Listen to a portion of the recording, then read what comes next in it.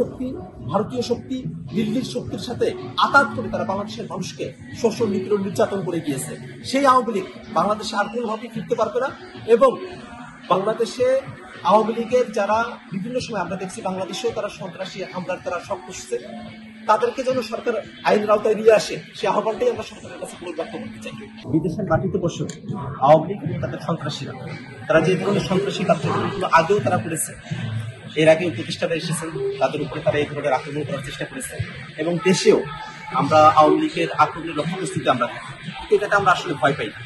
আমরা মনে করি যে আওয়ামী লীগ তারা বাংলাদেশের মানুষের উপর সন্ত্রাস করতে পারে, কিন্তু বাংলাদেশের মানুষেরা তাদের সাহসের সর্বোচ্চ কর্তৃত্ব দিয়ে আওয়ামী লীগের বিরুদ্ধে তারা জীবন দিতে আগেও কোণঠাবোধ করে নাই। এবং সামনের দিনে আওয়ামী লীগের বিরুদ্ধে যে কোনো ধরনের প্রতিরোধে বাংলাদেশের মানুষেরা তারা ঐক্যবদ্ধ থাকবে, ফেসিবাদ শক্তিগুলো ঐক্যবদ্ধ থাকবে এবং বাংলাদেশে আওয়ামী লীগ তাদের সন্ত্রাস নিয়ে আর ফিরে আসতে পারে। গত বছর থেকেই দেখছি যে নারীরা অভ্যুত্থানের সামনে থেকে নেতৃত্ব দিয়েছেন, এখন রাজনীতিতে প্রবেশ করেছেন, তাদেরকে উদ্দেশ্য করে অনেক ধরনের কটূক্তি, কেউ প্রতিপন্ন করা, চরিত্র হনন করার অপচেষ্টা আওয়ামী লীগ থেকে ছিল। সেটারই আজকে আরেকটা বহিঃপ্রকাশ হলো। কিন্তু আসলে এটা আমাদের সভাপতি যেরকম বললো, এটা নারীদেরকে দমাবে না।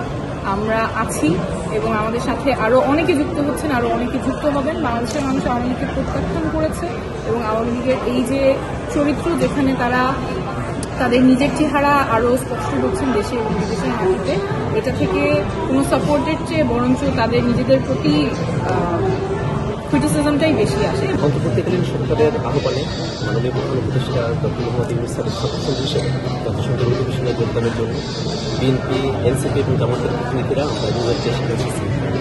আমরা সরকারের এই উদ্যোগকে আমরা সাধুবাদ জানাই। আমরা মনে করি যে বাংলাদেশে রাজনৈতিক সৌহার্দ্যের যে চর্চা 24 অভ্যুত্থানের মধ্য দিয়ে ফেসিবাদ কর্তৃপক্ষগুলোর মধ্যে শুরু হয়েছে, সেটিরই একটা বহিঃপ্রকাশ এই ইনভাইটেশনের মধ্য দিয়ে সরকার করেছে। এবং আমরা মনে করি যে সরকারের এই উদ্যোগ সেটা যেন বাংলাদেশের প্রচলিত যে রাজনীতি, এখানে পেশাশক্তির রাজনীতি প্রধানতম ভূমিকায় থাকে, সেটাকে পরিবর্তন করে সৌহার্দ্য রাজনীতিতে পরিণত করতে এবং পলিসি নির্ভর একটা রাজনীতির জায়গায় বাংলাদেশের ফেসিবাদ কর্তৃপক্ষগুলো বাংলাদেশকে গ্রহণ করে রাজনীতি করে যাবে, সেই আশাবাদ আমরা করতে।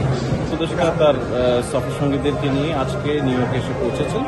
আজকে এখানকার স্থানীয় সময় দুপুরে পৌঁছার পরপরই এখানে 3টি মতো মিটিং উনি আজকে করেছেন এবং আগামীকালকে জাতিসংঘের যে সাধারণ অধিবেশন সেখানে আনুষ্ঠানিকভাবে উনি সংযুক্ত হবেন। কালকে থেকে জাতিসংঘের এই সাধারণ অধিবেশন সংক্রান্ত বাংলাদেশের দিককার যে সমস্ত কার্যক্রম সেগুলি শুরু হবে।